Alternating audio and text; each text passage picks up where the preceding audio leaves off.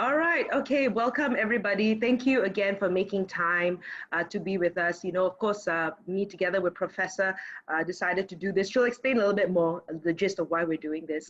So, to outspoken women, before that, a couple of housekeeping rules. Okay. Please mute your mics. Actually, I'm sure the admin person has already muted your mic. Do keep your camera off as well. And you can ask questions in the chat box. And, we're trying to keep it within 30 minutes. We know that there'll be lots of questions, so we will prolong it a little bit, I'm sure, right? I'm going to pass on to Prof. You want to say something before I introduce Jen? Yeah, absolutely. Welcome everyone to the second episode of Outspoken. Today we are being outspoken about guilt. We're going to give you in a 30-second the reason why Freda and I got together and we came up with this idea. Less than 2 weeks ago, we had a very simple and very quick WhatsApp exchange of how you're doing, just a check-in on seeing if everybody's doing well. And both of us, we realized that we still have so many things to say, even though she talks for a living and I talk for a living. But we feel like there's a lot of things that we want to say that are not necessarily within the platform of our jobs, if you want, or of our professional platforms. And also, we wanted to talk about things that are non-COVID related, but they are still very, if you want, simply hard topics. So in 4 hours, people, we put together the theme, the sort of like the speakers. We came up with 4 topics. Last week, we talked about being bold, and we had a very bold conversation about what it takes to be bold. Today, we have a very outspoken guest, the lovely Jenn that Freda is gonna introduce later. And today, we want to talk about guilt. And actually, this was a topic that the two of you Yes. up together, right? We were talking about Yes. how people feel guilty. Indeed. Like Yes. that. So it was at that time when I was talking to you, I was also talking to Jen, and we're just saying that we're in this particular situation where we're blessed that we've got what we've got, but at the same time we look at what's happening, and some people aren't as fortunate, and we feel guilty for feeling guilty, right? And it was just like, why are we ridden by these things? But Jen, as you know, owns Wanderlust & Co. They've been around for 10 years, very interesting online. And of course, she's also offline, a couple of stores as well. So she's going through some very interesting times we were sharing a little earlier on. And so just thanks for coming on with us. We will start with the first question. Prof, you want to ask the first question? Yeah. So I just we have 4 primary questions, and then we had a couple of questions from the audience who registered, but also we want to encourage people to chat with us in the chat group. So these are sort of the 4 questions that are going to prong our conversation. I'm going to stop sharing the screen so you can see us in our glory. I don't know if you noticed, but we're all wearing white because we feel like we are guilty of nothing. So we are very innocent. We feel guilty. Until proven. Well, I don't know. Speaking of which, I'm guilty of drinking white wine at 3 o'clock in the afternoon because I realized, there's no rules of engagement in COVID. Of today would be what makes you feel guilty, and we're going to start with our guest, and then we're going to talk about how do you get over it. But let's talk in a couple of minutes. What makes you feel guilty? So I think we covered this very briefly the other day, but one of the things I feel really guilty about, and I don't know if everyone else can relate, is I guess not being sure if I'm doing enough of everything. So I run a business as per intro. We've been around 10 years.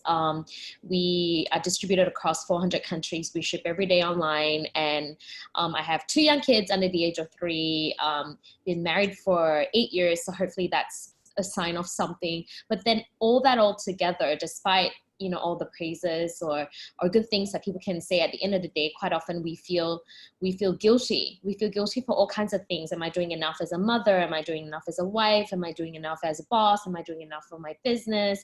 Am I then doing enough for myself? And then you go, why am I doing this to myself? Then you feel guilty for feeling guilty. That's me. That's the gist of it. I just want to add to that.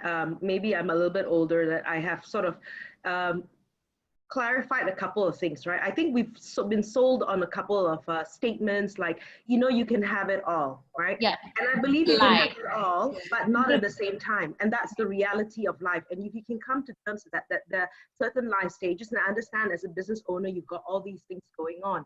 I have a son, thank God he's 17. I don't have to change his diapers anymore. But it comes to different issues as well as he was growing up, right? And then I went into, as a single mother, I went into solution mode, and this is the best that I can do, right? To the best of my ability. And that was just how I live, right? And so you've got to come inside and know that this is the best I can do to the best of my skills, the best of my strengths, and what I can't do, I outsource. Yeah. I thought about what do I feel guilty, and I have to say, I used to feel a lot of guilt for a lot of things, and then the more I built on my self-confidence, the more I realized that I'm getting rid of a lot of the guilt.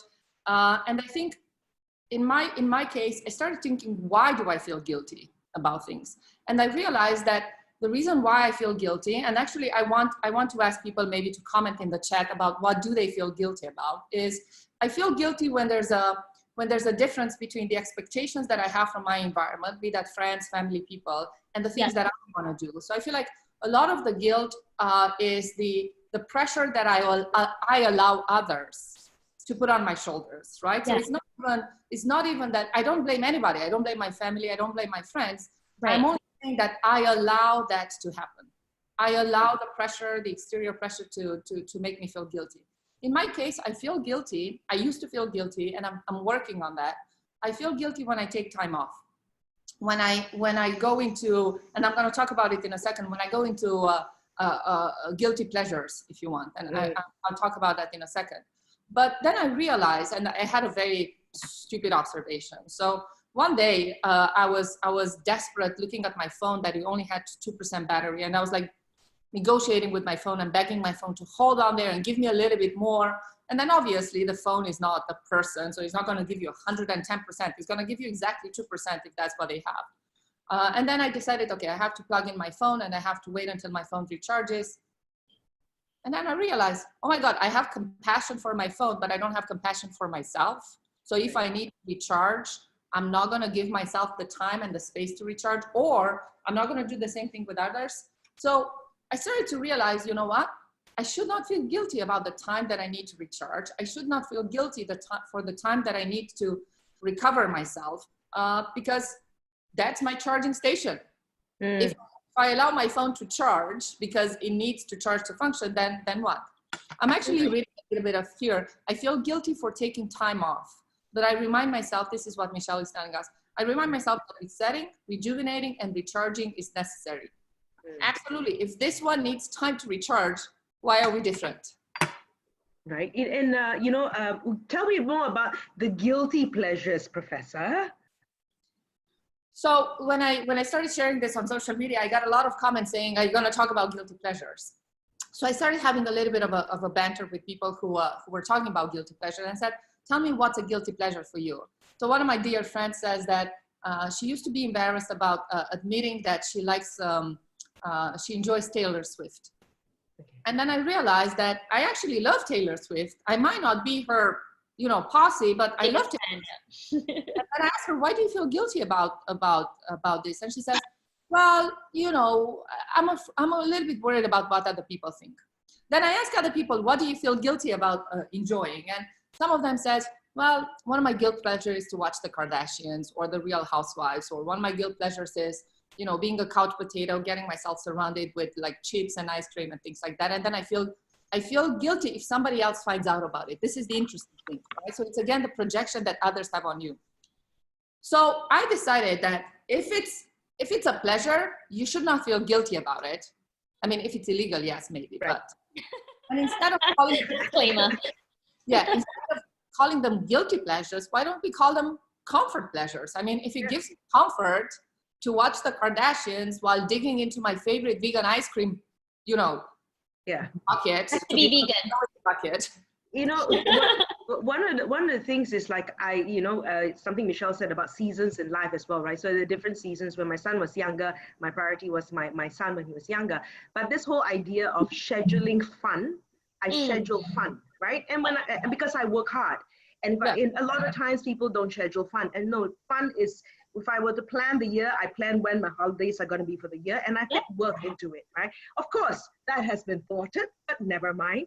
Life goes on. But, what I do is scheduling fun is top priority for me, right? And travel. How about I you? want to sort of add into that. So being an entrepreneur, be an entrepreneur, they said. You will have flexible working hours, they said. You will have control over your own time, they said. You will have freedom, they said. Lies. All lies. and then you would be put on magazines, on BFM, touting those lies so that everybody wants to be like you. And then when they get into it, you're like, I fed you lies. But I did this OHPL course, this leadership course in Oxford 2 years ago. I was very lucky to be able to take a week off. Look at me, sort of like lucky to take a week off, But and one of the things I learned there is actually scheduling time with myself. And just adding on to what you were saying, Freda, is that we don't, like your calendar is in actual fact a representation of your priority. And so if all that's in your calendar is meetings, and you're not putting something in there like date night or movie night or anything, right? Holidays. And so what I started actively doing, and it's legit in my calendar every Wednesday, is I would block out 2 hours in the morning and then at least 2 or 3 hours in the afternoon. And it just says review. And it's time for myself, because I'm not lying in bed with my Ben and Jerry's or my vegan ice cream, sorry. I'm actually just taking time to go through my emails, reading something, and like reading a research paper and thinking how to apply it, like strategizing, properly going through reports and results and seeing how I can apply that, and that thinking time with myself is so precious. And ever since I started doing that, I found myself a better leader. I found myself a better human being, because when we're run down, we're useless to everyone around us.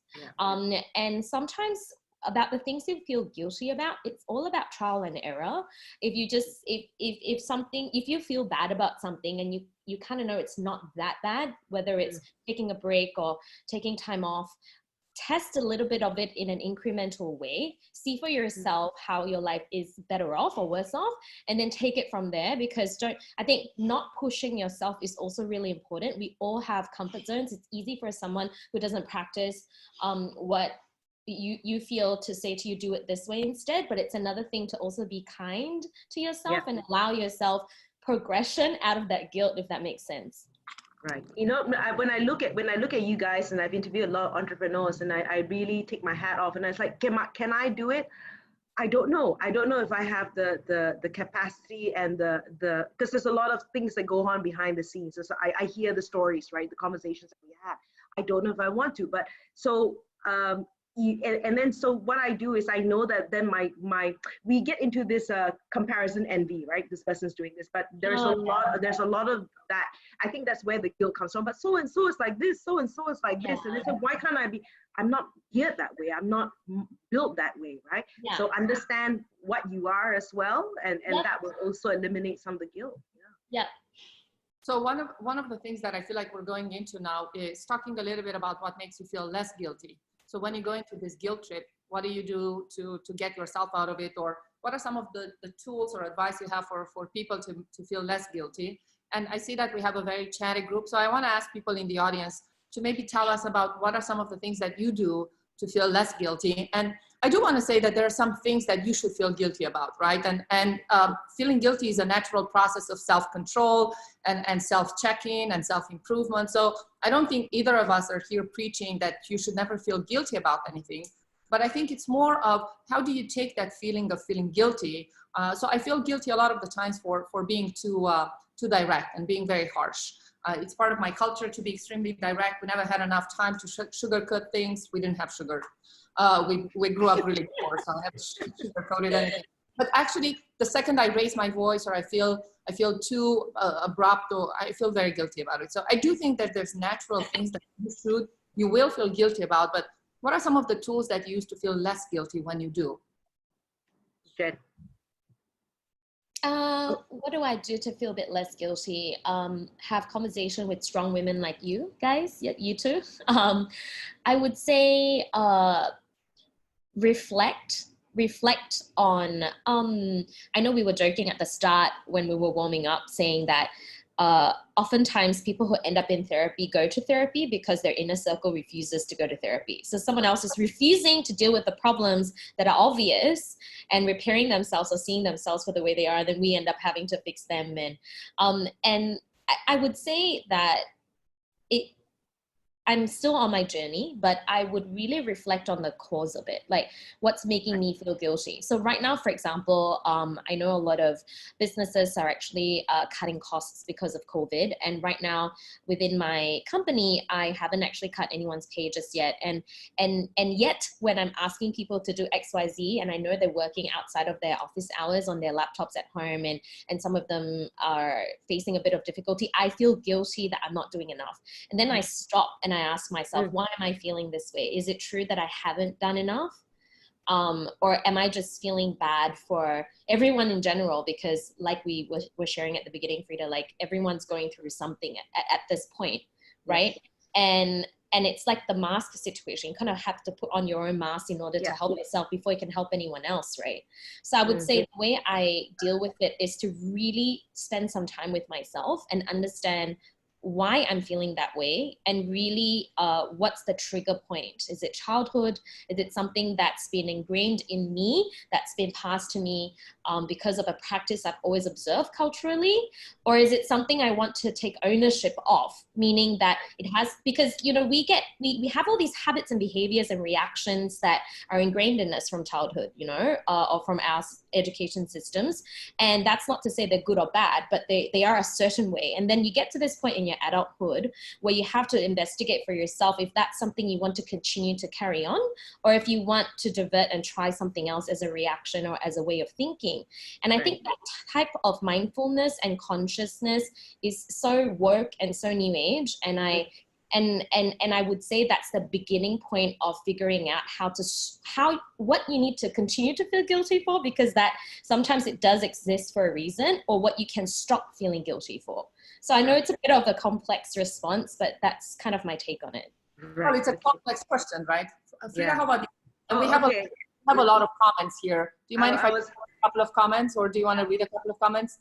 So self-awareness, Michelle says, by the way, Michelle is the therapist that we have at ASB. She's a psychologist, and she's helping us deal with a lot of these issues.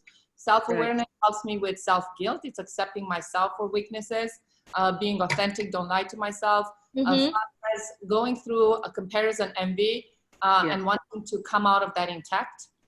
Reminding myself that I'm only human, realizing that I cannot make everybody happy. I can only control my emotions and my actions, but I cannot control how people react to that. Yeah, correct. 100%. Right. So I know, just laughing because I was thinking, you know, and where this guilt comes from, is it our mothers, right? And so, I mean, we've all had a share of that mother thing. And so I don't want this stereotype or typecast to continue with my son. Okay, but that's the topic for next week.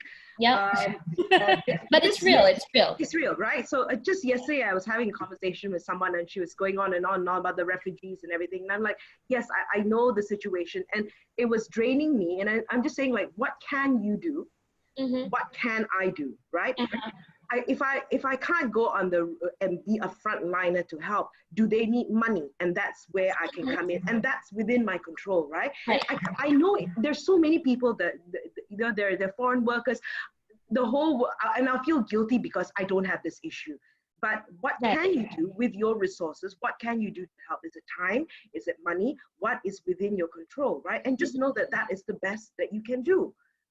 So anyway, I had this conversation, and I said, I gotta go into a webinar because she was draining me. So anyway. BRB. BRB. I think all three of us talked at some point about dealing with very toxic people who constantly make you feel guilty. Yes.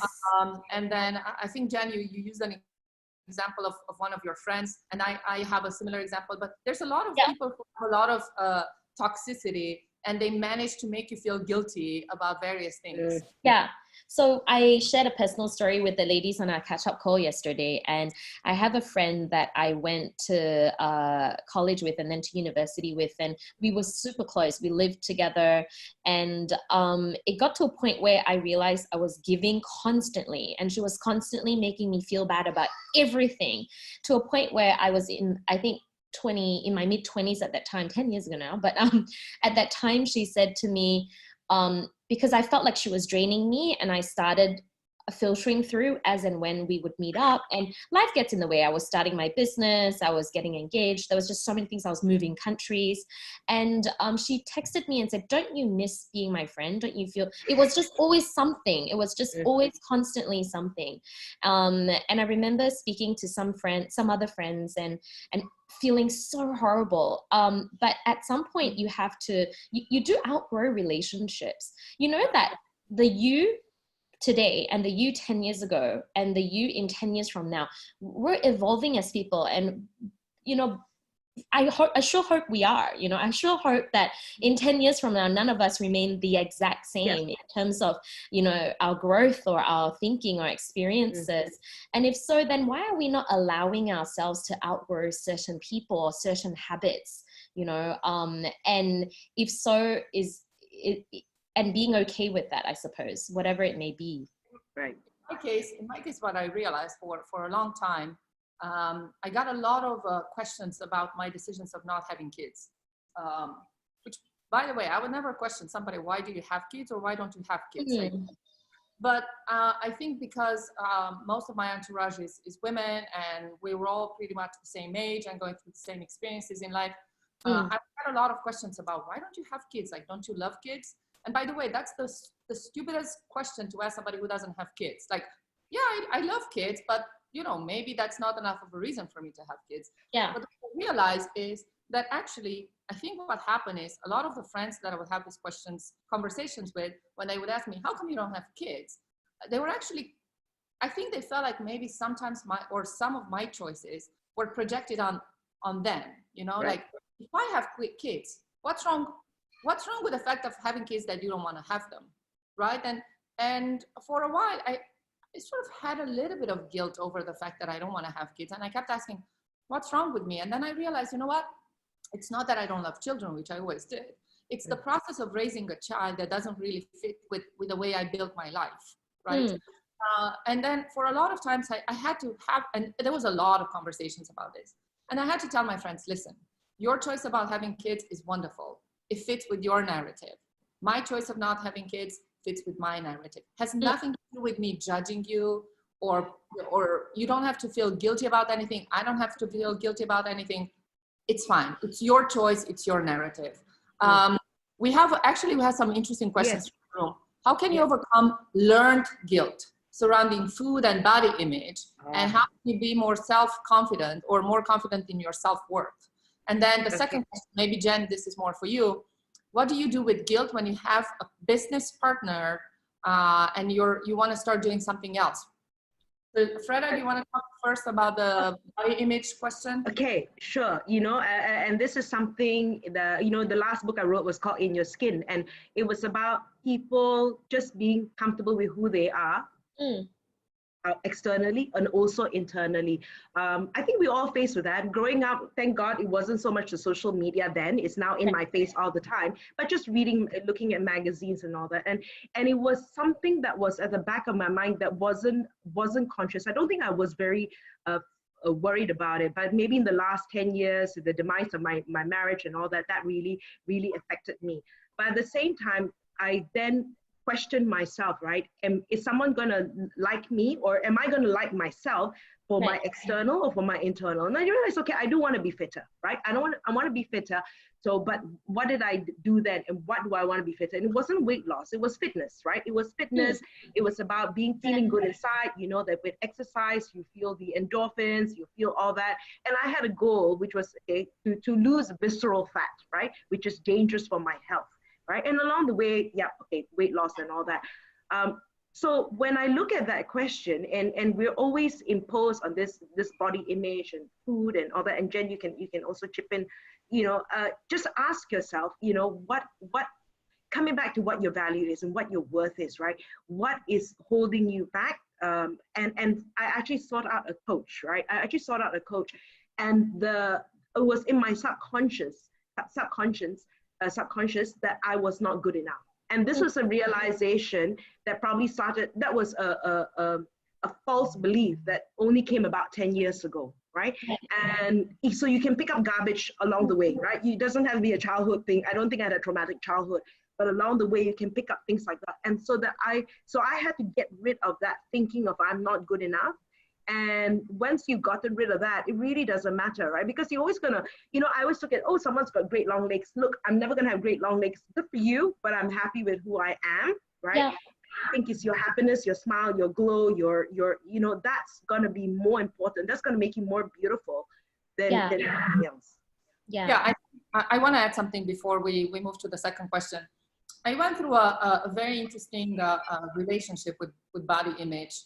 Obviously, I think a lot of people say when you hit your 40s that, oh, don't you wish that you were in your 20s? And I never wish ever to be in my 20s. I think the 20s are drowned in guilt, in self-doubt, in body image. And if I think about it, I was pretty hot in my 20s, but I never experienced that. I was not comfortable with myself. And then there's a lot of trends of body positivity, just look in the mirror and say, you like what you are. And I have to say, I have an issue with that too. And recently I discovered this new concept that is called body neutrality.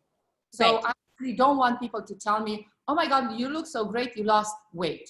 That really pisses me off, right? Because you assume that me losing weight has a positive impact on my figure. And actually what I want to say to everybody, and we have a lot of men and women in this room, when you make a comment about somebody, do not be reductive to their weight. If somebody looks good, Freda, you look really good today. Yeah. Don't tell me I look good because I lost weight. Don't tell me I look good because, I had work done or whatever. If you want to make me feel good about myself, just make a good, neutral comment, right? But even in body positivity, there's actually a little bit of guilt there, right? So you look so good because you lost weight. I can tell you start to work out. So I'm not okay with that narrative. And I started putting people like, no, check yourself in. I don't need you to tell me that I lost weight. I don't need you to tell me that I gained weight. I don't need you to make any fucking comments about how my ass looks in these jeans. Yeah. If you want to tell me that I look good, keep it there, right? Preach. All this external validation, and where does that take you? That takes you to extreme uncertainty. It just goes from, do you know what I mean? Like it's fleeting. It is. So Jenn, let's talk about business. How do we deal with somebody feeling guilty over the fact that they are in a business with somebody, but now they want to start another business and they feel guilty a little bit about the relationship that they have with their partners? So this is a bit of a tricky one, because I would say in business, obviously there is an element of black and white, right? So it really depends if you have an existing business and you would like to start a new one, whether there is a conflict there in terms of the industry in your existing contracts. Like, are you violating anything there in terms of being a competitor and whatnot? Let's just assume, for the purpose of responding to this, that everything checks out and nothing really conflicts in that sense, okay? Right. And moving forward with it, I would say, I personally, when it comes to business, when it comes to work, and this is also with my team, I practice this thing where I make decisions with a cold heart, but I execute with a warm hand. And anyone who's a personal friend of mine, Freda, hopefully you attest. Write it down. Okay, I like that. I like that soundbite. Okay, go on. You'll know that I'm a very warm person. I'm friendly. I love laughing. But anyone who deals with me in terms of business, hard business, and mind you, I don't have a co-founder, and it's been 10 years of this, right? I can switch that all off and look at facts with a cold heart. I can look at a balance sheet. So going back to this, to answer this person's question, what I would do is switch off all the emotions, look at everything with a cold heart and map it out. So with this, what I would do is I would map out all the time, all the investment, everything factual relating to your new venture. Then I would bring all of these facts to your existing business partner and then execute it with a warm hand. Say, hey, I know that this is going to make us feel very comfortable. I only know this because even thinking about having this conversation with you has caused me sleepless nights for the last 2 weeks, but it's something I think I have to do. And I'm sure you can understand. And that's why we went into business together as partners, and why we understand each other so well, and why we're still in business together. I'm sure you can understand that there's more to life than this one element. Like if we're all a cake, then there's many slices to many facets to us as people. And so I need to explore this part for myself. I need to for whatever reason, whatever it is to you, and say, I promise you XYZ, which is all the soft stuff. Like, I'll be there if you need me. My attention will be split, but whatever attention I do have would be unwavering. And this is factually how I'm planning to map this out. Please weigh in on the facts. So that's what I tend to do when it comes to business. Think with a cold heart, execute with a warm hand. Okay, I'm just looking. I'm looking at that question, right? And why, if it's a business that you're talking to someone else that's non-competitive, I think you should be upfront with your business partner. And if it's non-competitive, and just say, I'm looking at this business, right? I mean, why be wrought with guilt, right? You only be wrought with guilt if there is a competitive element, right? And if there is a competitive element, you have to question yourself. And is it because you don't have a good relationship with your existing business partner that you need to resolve? Yeah. Right. And, so don't start something new that is competitive if you haven't closed one chapter. You're just going to be digging yourself into a deeper hole. I'm just saying, if it's going to be complete, and if you know that that's at the back of your mind, and that's why you're wrought with guilt, then sort that out first, right? It's a deeper issue. Exactly. Yeah. And I want to add on also one other thing, which is we're talking about guilt here, and guilt is cousins with our other friend shame. Guilt and shame together, right? Because guilty pleasures is basically hanging shame out there in my balcony, drying with my laundry, right? And Brene Brown, as most of you know, has famously studied shame. And she's come up with this concept in leadership and in management and managing ourselves at work called clear is kind. And I'm a huge advocate for this because in our Asian culture, and this prof you were saying earlier, I have to apologize because I'm straightforward, I'm direct, But not if you establish this culture or you set a safe space parameter within this conversation. If I come to you, Freda, I say, Freda, I'm going to share some stuff with you that's very uncomfortable. But I'm doing that, and it's a very hard conversation. It's going to be hard for you. It's going to be hard for me. But I'm doing that because I want to be clear, and I want to be kind, and I want to be fair. So set your intention before you have the hard conversation, and have those hard conversations. In Asian culture, we love to dodge. Like it is very unkind to talk about someone. You are better off speaking to them. So if we take nothing away today, the best way to eliminate guilt is to attack the root of that, and to always remember that being clear is kind. Even if it's you're guilt-ridden to be like, but why? Am I just trying to make myself feel better? But just being really clear is kind, and being unclear is unkind. And if anything, that should be our compass. It's my own reminder. Right. The Hokkien expression is siam. Yeah. Yeah, betul. The Malaysian one is the backdoor. Malaysians are so good at like the backdoor methods, right? Yes. Yeah, I wouldn't use Federal Highway. I'll use the Kampung Baru or some other thing, right? All right. It's actually 3:30. I feel like Jen brought a lot of topics to church. There's so many good comments you gave us. So I think we're going to try to wrap it up with some advice. So before we close this session, I want to talk about the fact that a lot of us, and Freda mentioned it's a little bit before, a lot of us feel guilty these days for being blessed, right? I mean, look at the three of us, look at everybody in this room. We're not frontline employees. We're not, we're not starving. Our lives are not in danger. But at the same time, you're constantly checking the news. You're seeing how many people are losing their lives, how many people are going through some severe and probably irrecoverable situations. So we feel guilty about that. We feel guilty that we have it good. So how do we deal with that? How do we feel guilty about being blessed?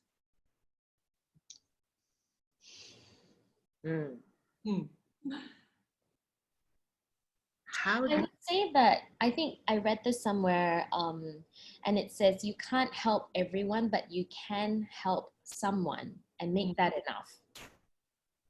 Yeah. And and that's enough, you know. Like, I believe, for me, and I know sometimes like Camille's in the room, she's like, you're very hopeful, Jen. And like, well, if in this situation, if we have nothing, if we can cling on to one thing, can we not cling on to hope? Right. Yeah, nice one. Freda, how Right. about you? Well, if you haven't heard of the starfish story about the old man throwing the starfish that was by the sea, right? And he was just throwing the starfish in one at a time. And the little boy asked him, why are you doing this? He can't save them all. He said, well, the old man said, you'll make a difference to one starfish, right? So you can just do what you can, right? And to the best of your ability, we all have a capacity. We can maximize the capacity, but understand that we also have limits and we also have lives to live. So just do the best that you can, and that's the reality, right? Otherwise, we all can't. We all like to be Mother Teresa, but she started also very innocently, I'm sure, just helping one person, and then it grew from there. Yeah. I think also Michelle has something interesting to say. I think we are given gifts so we can serve others in our special way. Amen. Yeah, when Freda and I talked about this, we on purpose, we said, let's not talk about COVID. And it's not that we don't have empathy, but I feel like in our way, this was a way to help. This was a way to give back. We said, let's talk about things that we can help with, right? Even if we just give somebody a 30-minute guilt-free, if you want, mind chat. But if for 30 minutes, we're taking you away from the stress that you have of the day, or, at the beginning of COVID period, I started thinking about all the service people that I have in my building, and I was thinking, do they have food to eat? Can they reach their families? And it's true, it's only maybe 10 of them, but if I can give them bread when I go shopping, even if they are small things. But I grew up extremely poor, and I remember having days when I didn't have enough money to take the bus to go to school, and even 50 seconds, to be honest, sometimes it was day changing, not life changing, but day changing, right? Yeah. I feel like if every single one of us tries to do one act of kindness a day, you're gonna get rid of some of that guilt, and actually you can help or another. So speaking of help, I want to remind everybody that this is a series of talks that Freda and I are putting together. So excited about it. Before we wrap it up, let me see. I think there's a chat here. Yes. Talents can be multiplied. Absolutely. So before we wrap it up, we want to remind you all that we're doing this series every Friday at 4 p.m. Our MCO was just extended, Freda, so I think we can extend our sessions too. Maybe tell us, what they want to. Maybe tell us what they want to hear as well, right? But we've got the 4 topics already. So next week, all the way from Singapore, I think he's originally Australian, Andrew Bryan, someone I've interviewed years ago, and we're talking about founder of self-leadership. We're going to talk about typecasts / stereotypes. So we're going to get a man in here to, to discuss it. Otherwise, it's an all-female panel again. We're fair. A very outspoken one too, right? Yeah. Yes, of course. Okay. So thank you everybody for joining us. Thank you, Jen, for being so outspoken about guilt. Freda and I will see you all at 3 p.m. next week. Please text us in the meantime if you have any ideas, any suggestions, if you feel like this is a waste of time or actually helps you. Enjoy your day. Take a little bit of time to feel less guilty about the things you cannot control. And we'll see you soon. Thank you, Jen. Thank you, Freda. Thank you, everyone.